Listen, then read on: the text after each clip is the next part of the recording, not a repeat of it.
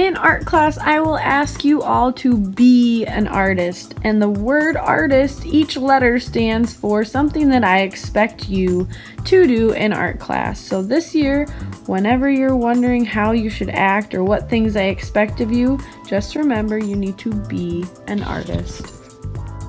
The A in artist stands for aim. You in art class should always aim to do your best and to do what is right. Remember that everyone's best is different, and best does not mean perfect. Ish is okay, just always aim to do your best. The R stands for respect. In art class, you must respect yourself, your friends, and everything in the art room. The best way to show respect is by sitting Mona Lisa style with your arms crossed, mouths closed, and eyes on the speaker. You can also show respect for your friend's space by staying in your work area and not touching anyone else or their things. The T, well, that stands for trust. You need to trust in yourself and your ability to learn. Art can be frustrating sometimes, and you need to trust that if you keep trying and working hard, you will be able to create a masterpiece. I is for imagination. Imagination is so important in art class. Be creative, try new things, and solve problems using your imagination. The S in artist is for stay seated. Raise your hand and follow directions immediately. It is important that you do these things so that art class can run smoothly.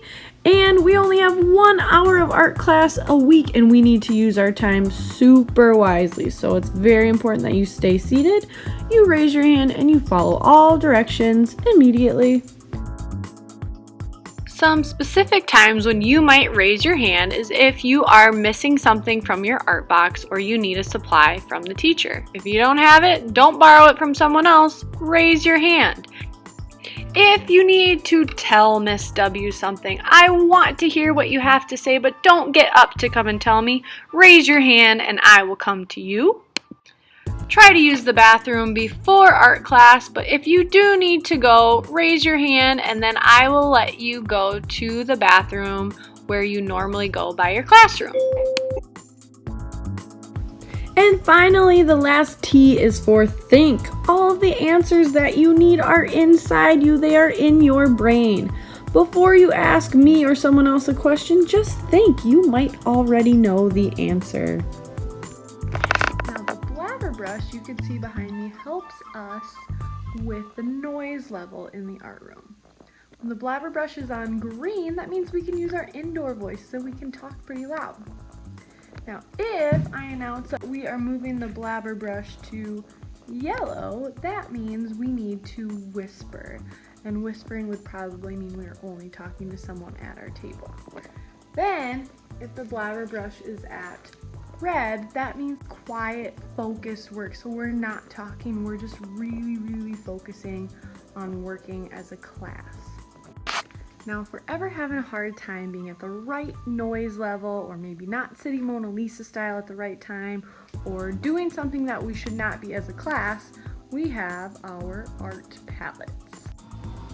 In art class, we have these lovely things called our art palettes. Palettes are normally used for painting, but we actually use them to make sure that we are all following our artist rules.